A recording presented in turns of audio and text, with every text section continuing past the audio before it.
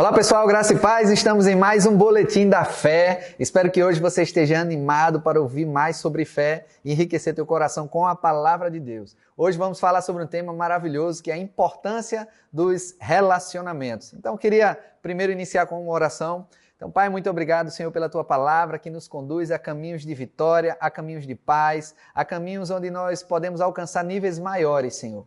Pai, muito obrigado pelo Teu Filho Jesus, que morreu em nosso lugar e nos enviou o Espírito Santo, o Consolador, para nos ajudar, Senhor. E eu creio, Pai, que todo favor dado por você está disponível para as nossas vidas, Pai.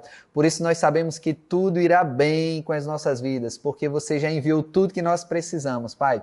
Muito obrigado pela Tua palavra, muito obrigado pelo dia de hoje, e eu creio, Pai, que hoje será um dia maravilhoso, Pai. Por isso nós queremos receber mais injeção da Tua palavra, mais injeção de fé, mais das Tuas instruções, Pai. Muito obrigado, em nome de Jesus.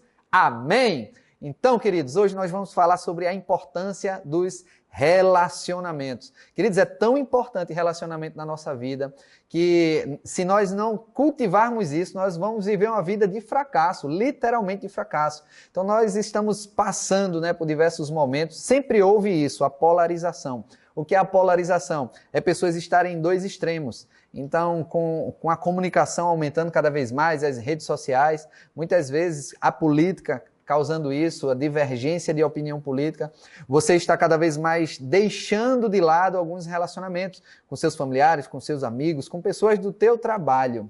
Não estou dizendo que você deve se relacionar com todas as pessoas, porque vai existir pessoas que não é bom você se relacionar, porque vai atrair você para um caminho errado. Então, realmente, a recomendação é você não andar. Mas vamos falar sobre relacionamento e a importância deles.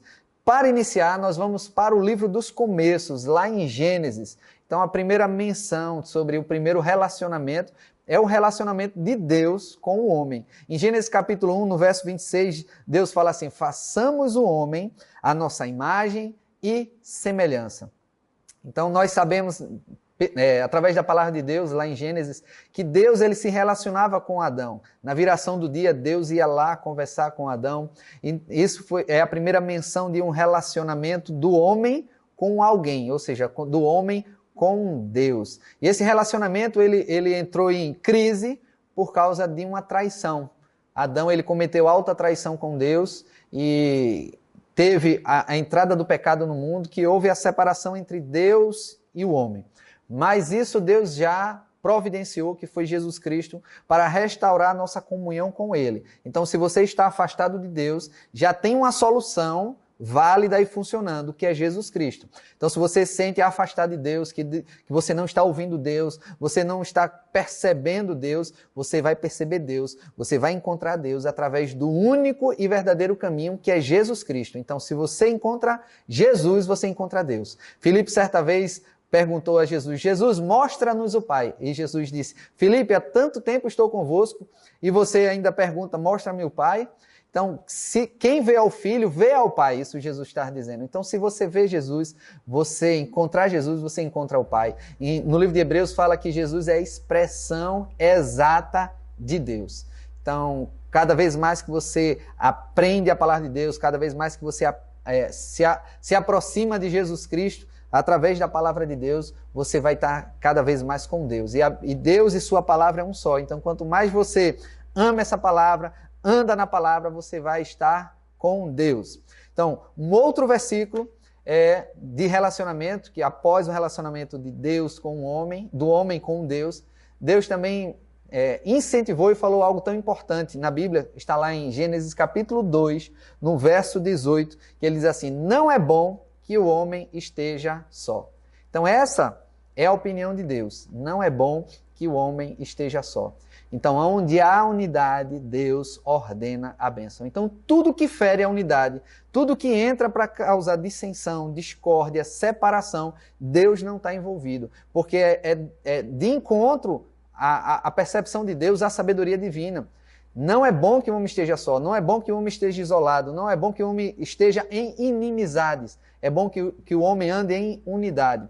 Então Deus já mostrou logo a sua sabedoria no início, quando Adão estava sozinho no Jardim do Éden. Deus ele criou Eva, e nós sabemos da história, E essa frase clássica de não é bom que o homem esteja só, isso deve refletir para as nossas vidas de hoje em dia. Não é só em relação a uma varoa ou um cônjuge ao seu lado, mas em relação às pessoas. Porque até a nossa missão aqui na Terra, que Jesus Cristo deixou lá em Marcos 16, ide por todo mundo e pregai o evangelho a toda criatura, ela se refere a relacionamento. Sua missão aqui não é ficar orando somente a Deus. Sua missão aqui não é você ficar jejuando de joelho o dia todo. Não. Sua missão é ir por todo mundo e pregar o evangelho a toda criatura. Ou seja, trazer, através de um relacionamento com as pessoas, fazer com que as pessoas se relacionem com Deus.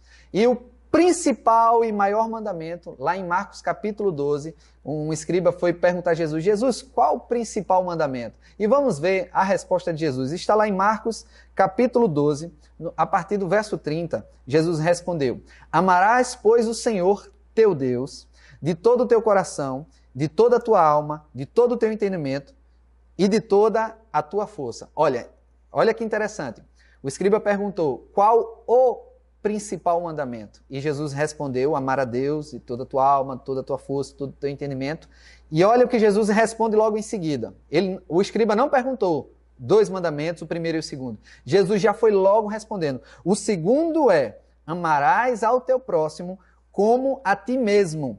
Não há outro mandamento maior do que estes. Olha que interessante.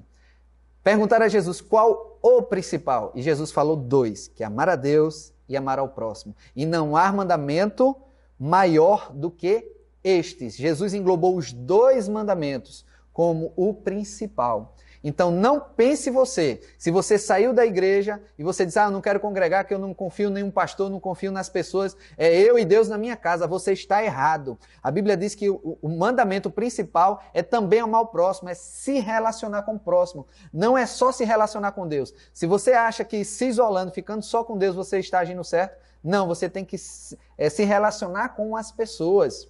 A Bíblia fala que devemos nos congregar, em Hebreus, fala que devemos nos congregar como é de costume. A Bíblia também diz em Salmos que plantados na casa do Senhor florescerão. Se você quer florescer, você quer dar frutos, você tem que ir para a igreja, você tem que se relacionar, você tem que estar plantado na casa do Senhor. Tem pessoas que se decepcionam porque vão na igreja, vão em algum local e se decepcionam. Você vai sim se decepcionar. Sabe por quê? Porque você vai estar lidando com pessoas que não são perfeitas. Você não está lidando com Deus, você vai estar lidando com pessoas. E muitas pessoas ficam à procura de uma igreja perfeita para congregar. Eu vi isso do meu pastor Humberto e eu achei bastante interessante. Ele disse, certa vez, ministrando a palavra, ele disse, se você está procurando uma igreja perfeita, se um dia você encontrar, por favor, não entre nessa igreja perfeita, porque senão você vai estragar ela, porque você não é perfeito. Então, se você quer perfeição na vida das pessoas, pelo amor de Deus, não entre em contato com elas, porque você é cheio de defeito. Isso eu estou também me incluindo.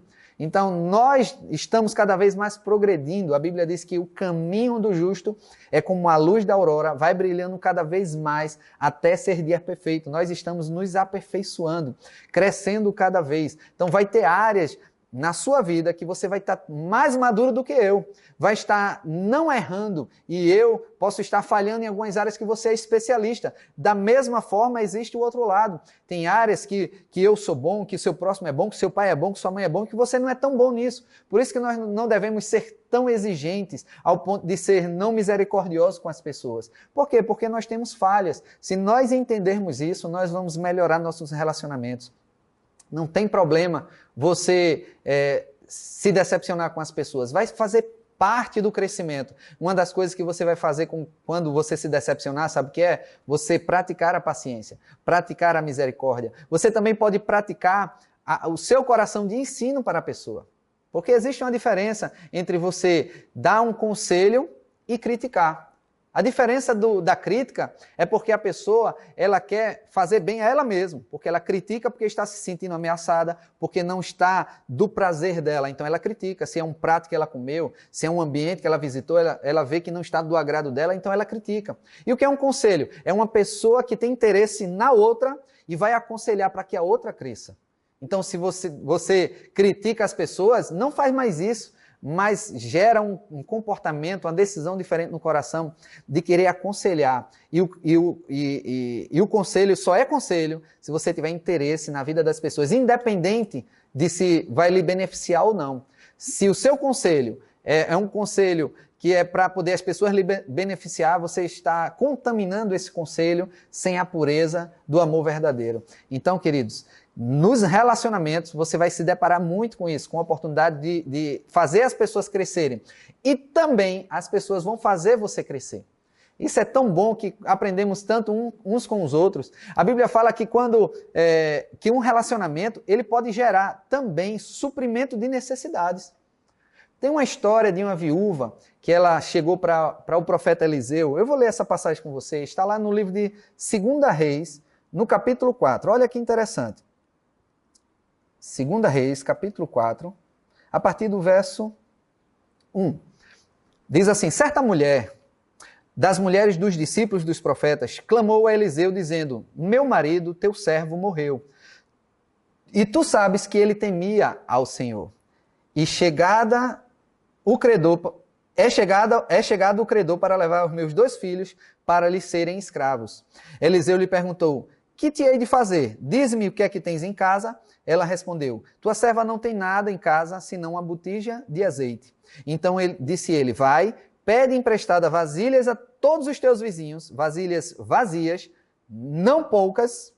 Então entra, fecha a porta sobre ti e sobre teus filhos, e deita o teu azeite sobre aquelas vasilhas, e põe a parte a que estiver cheia.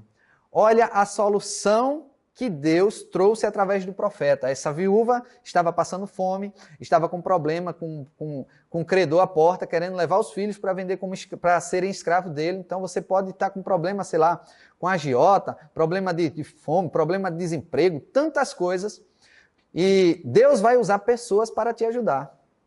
Agora, como é que as pessoas vão te ajudar se você não construir um relacionamento com elas? Aqui nós vemos que o marido dela era discípulo de Eliseu. Então, existia uma comunidade para poder estar com eles. Fora esse nível de relacionamento, dela ir atrás de um mentor, de um homem de Deus, existia também um relacionamento desta viúva com a vizinhança. Imagina na tua vizinhança, se você fosse pedir panelas para a tua vizinhança. Quantas panelas você ia conseguir? Pensa bem.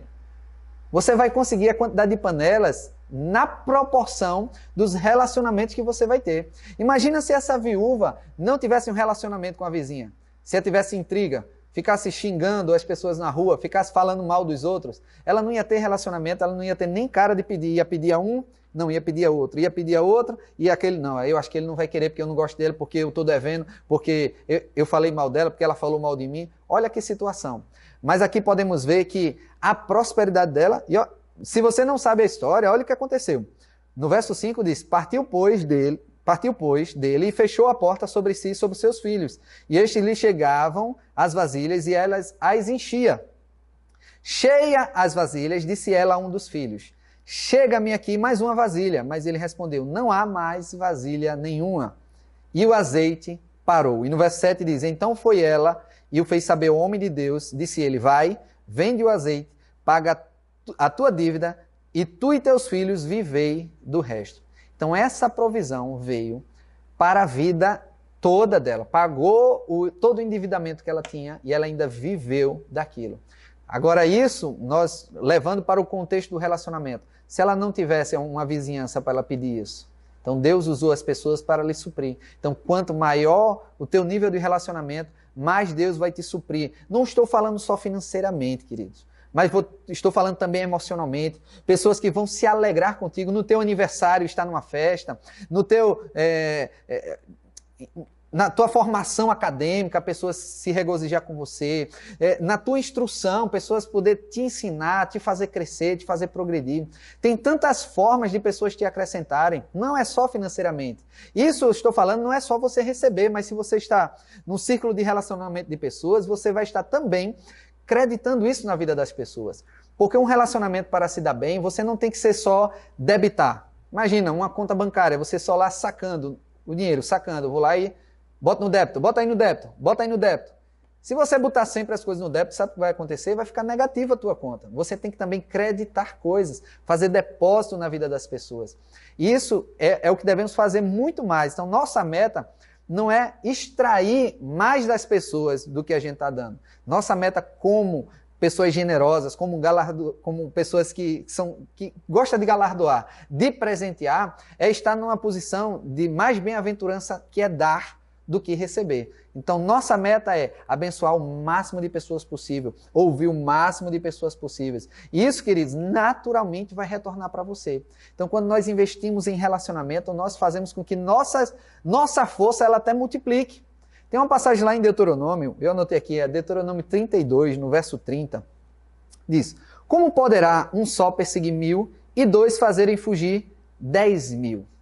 Eu acho interessante esse versículo, que a Bíblia diz que um persegue 1000 e 2 faz fugir 10.000. Não é 2.000, é 10. Isso quer dizer que se você produz, por exemplo, 100 e uma pessoa produz 100, quando vocês se juntam, vocês não produzem 200 juntos. Vocês produzem muito mais.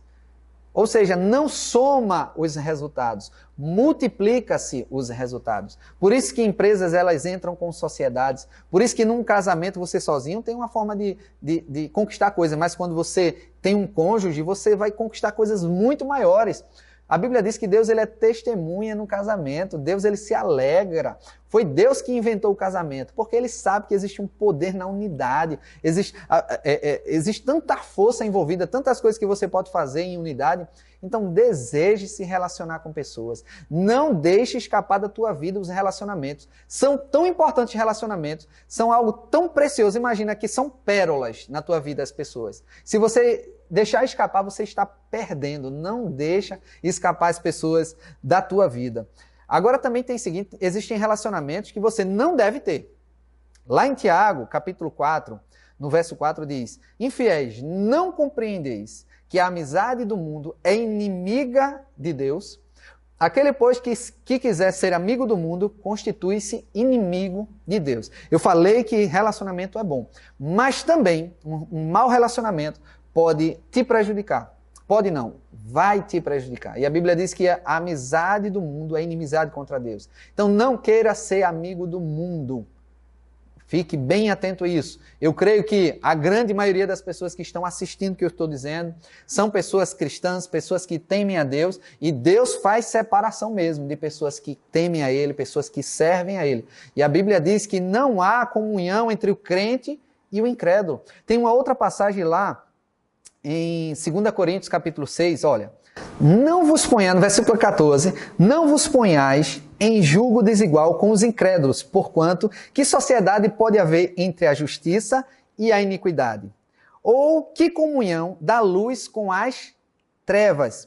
Verso 15 diz: que harmonia entre Cristo e o maligno? Ou que união do crente com o incrédulo? Que ligação há entre o santuário de Deus e os ídolos? Porque nós somos santuários de Deus vivente, como ele próprio disse: habitarei e andarei entre eles. Então, queridos, se você aceitou a Jesus Cristo como Senhor e Salvador da tua vida, a Bíblia diz no livro de João que Deus deu o poder de ser feito filho de Deus. Então, a partir do momento que nós entregamos nossa vida a Deus, nós nos convertemos dos maus caminhos, nós entregamos nossa vida ao senhorio de Jesus Cristo, a Bíblia faz essa separação de nos tornar filhos de Deus. E a Bíblia nos chama de crente, não de incrédulo. Então, se você vive uma vida em comunhão com incrédulos, não há comunhão, querido. Se você quer uma sociedade com alguém que não é crente, não é de Deus, você vai ter problema, queridos. Principalmente no casamento. Se você é um cristão e você vai querer se relacionar com uma pessoa não cristã, não faça isso. Mas, pastor, mas ele é tão bonitinho, ele é tão bonzinho, mas não há comunhão. Ou você acredita na sua paixão, no seu sentimento, ou você confia na Bíblia. A Bíblia diz que não dá certo. Se o amor dessa pessoa é tão boa por você, ela vai amar também o teu Senhor, o teu Salvador. Amar ao ponto de entregar a vida dela. Mas se ela não consegue amar a Deus, como é que ela vai te amar? A Bíblia fala isso também. Até o nosso relacionamento com Deus, ele depende do nosso relacionamento com o próximo. Então, querido, não devemos ficar achando que as pessoas do mundo vão nos dar coisa boa. Pode até dar, mas se você se associar não vai ter comunhão, queridos. Esse tipo de amizade, de aproximação, de estar firme e ligados, não é válida. O relacionamento pode ser bom. Ah, mas se eu me associar com essa pessoa, se eu me casar com essa pessoa, vai ser coisas boas. Você pode estar interessado no dinheiro. Se interesse pela palavra, por cumprir a palavra. Porque a palavra diz, se a Bíblia diz que não é bom para você, você pode perder até dinheiro, queridos. Mas fica com a palavra de Deus. O relacionamento, primeiro na sua vida prioritário, tem que ser Deus. Buscar em primeiro lugar o reino de Deus e a sua justiça, e as demais coisas vão ser acrescentadas. Tem pessoas que estão primeiro procurando as coisas para depois procurar a Deus. Não. Procura se relacionar com pessoas que priorizam Deus como você prioriza. E você vai ver como você vai crescer. Essas pessoas vão poder fortalecer aquilo que você tem mais de valor na tua vida. O que é que você tem mais de valor na tua vida? Deus. Então, devemos nos relacionar com pessoas que vão nos aproximar cada vez mais de Deus. Amém, queridos? E eu queria encerrar esse versículo com uma sabedoria que está lá em Provérbios.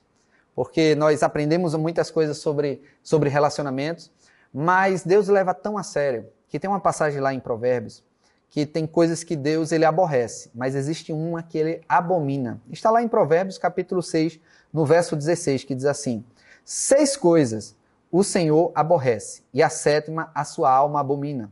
No verso 17, olhos altivos, língua mentirosa, mãos que derramam sangue inocente, coração que trama projetos iníquos, pés que se apressam para correr para o mal, testemunha falsa que profere mentiras, aí já foi 6, e olha a 7ª que Deus abomina, é o que semeia contenda entre irmãos. Então, queridos, é muito sério o relacionamento. Não seja um instrumento de Satanás para destruir relacionamentos. Seja um instrumento de Deus para construir relacionamento. A Bíblia até fala em 1 João, capítulo 3, versículo 10, que diz assim: nisto são manifestos os filhos de Deus e os filhos do diabo. Todo aquele que não pratica a justiça não procede de Deus, nem aquele que não ama a seu irmão. Então, se você não pratica a justiça e não ama seu irmão, você não procede de Deus. Mas se você pratica a justiça e ama ao seu irmão, você procede de Deus. E a Bíblia fala, né? Nisso conhecereis que sois meus discípulos, se você amar ao teu próximo, se você amar uns aos outros. Então essa é a mensagem. Preza, prioriza os relacionamentos. Não deixa escapar as pessoas da tua vida. Seleciona os relacionamentos que vão te fazer crescer. Tira da tua vida pessoas que vão te afastar de Deus, que é o principal e melhor de todos os relacionamentos. Se uma pessoa vai te afastar de Deus, se afasta dela, porque você vai colocar em xeque toda a base do relacionamento, toda a base da bênção na tua vida, do sucesso da tua vida, que é o próprio Deus. Então, se relaciona com pessoas, principalmente pessoas de bem. E para isso, você deve ir para locais onde essas pessoas estão. E eu te estimulo a você congregar. Sabemos que esse meio à pandemia existem restrições, mas não trata com leviandade o ir para a igreja. Não fica achando que deixar de ir para a igreja é melhor. Não, ir para a igreja é bom. Mas você, claro, tem que tomar todos os cuidados necessários. Mas estar com as pessoas, se relacionar com as pessoas é maravilhoso. Se você não pode presencialmente, mas faça isso virtualmente, faça isso numa ligação, faça isso sendo generoso. Tem tantas formas de você fazer isso e aperfeiçoar e melhorar e trazer mais força e firmeza nos teus relacionamentos. Amém? Então, Deus te abençoe e te inspire cada vez mais a te dar mais estratégias para se relacionar com mais e mais pessoas e ser bênção na vida das pessoas. Deus te abençoe e até o próximo Boletim da Fé.